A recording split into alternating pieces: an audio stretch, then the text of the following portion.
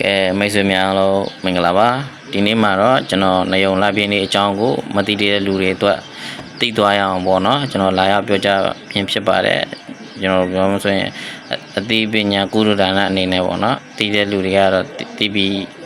ဖြစ်ပေမဲ့မသိတဲ့လူတွေကတော့သိသွားတော့ပို့ပြီးတော့အကျိုးရှိတာပေါ့နော်အဲ့ဒါကြောင့်ကျွန်တော်လာရောက်ပြောပြမှာဖြစ်ပါတယ်နောက်ပြီးတော့စာပိုက်လေးရနည်းနည်းရှည်တော့ကျွန်တော်နှစ်ပုတ်ခွဲပြောမှရမှာနော်အဲ့ဒါကြောင့်မလို့ဒါတော့ပထမပုတ်ပေါ့နောက်ပြီးကျွန်တော်ဒုတိယပုတ်နှစ်ပုတ်ကျွန်တော်သင်ပေးမယ်နော်ဒီနေ့မှာတော့မြန်မာဗုဒ္ဓဘာသာဝင်တိုင်းအထူးတလဲတန်ဖိုးထားကြတဲ့နေုံလပြည့်နေ့အကြောင်းကိုအပြည့်စုံပြောပြပေးသွားမှာဖြစ်ပါတယ်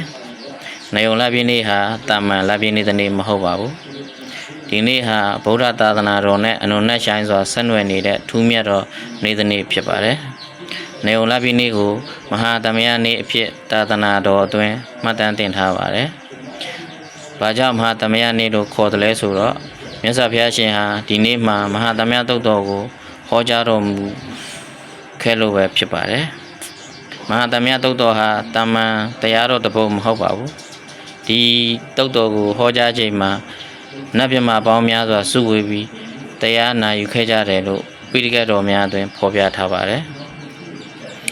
ဒါကြောင့်နေုံလပြည့်နေ့ဟာမေတ္တာတရားငြိမ်းချမ်းမှုနဲ့ကုသိုလ်တရားတွေအားအကောင်းဆုံးနေ့များထဲကတစ်နေ့ဖြစ်ပါတယ်။မိတ်ဆွေများအားလုံးရဲ့နေုံလကိုစာပေလလို့လည်းသတ်မှတ်ထားပါတယ်။ဘာကြောင့်လဲဆိုတော့ဒီကာလအတွင်းမှာတန်ဃာတော်များဟာပိဋကတ်စာပေများကိုအထူးလေ့လာသင်ကြားကြပြီးစာဝါတတ်ခြင်းစာကြတ်ခြင်းပရိယတ္တိစာပေသင်ကြားခြင်းများအထူးစီကားတဲ့အချိန်ဖြစ်လို့ပါအထူးတစ်ဖြစ်ဝိနည်းပိဋကတ်တုတ်တံပိဋကတ်အဘိဓမ္မာပိဋကတ်တို့ကို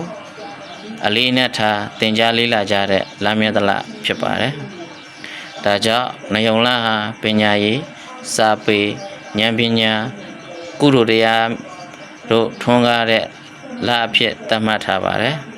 ။ရှေးရခင်ကမြန်မာဘုရင်များလက်ထက်မှာတော့နေုံလရောက်လာပြီးဆိုရင်စာတင်တိုက်များမှာစာအန်တန်များစီကားလာတတ်ပြီးတန်ဃာတော်များလည်းစာဝါတတ်ဖို့ပြင်ဆင်ကြပါတယ်။ဒါဟာသာသနာတော်ပုံမူတည်တံ့ခိုင်မြဲစေဖို့အရေးကြီးတဲ့အစဉ်အလာတစ်ခုဖြစ်ပါတယ်။နေုံလပြည့်နေ့မှာလူအများစုဟာမနက်အစောကြီးထပြီးဖျားသွားကြပါတယ်။ဖျားမှာပန်းရေချမ်းစီမီ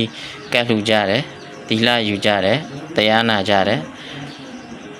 ပရိတ်တရားများရွတ်ဖတ်ပူဇော်ကြပါတယ်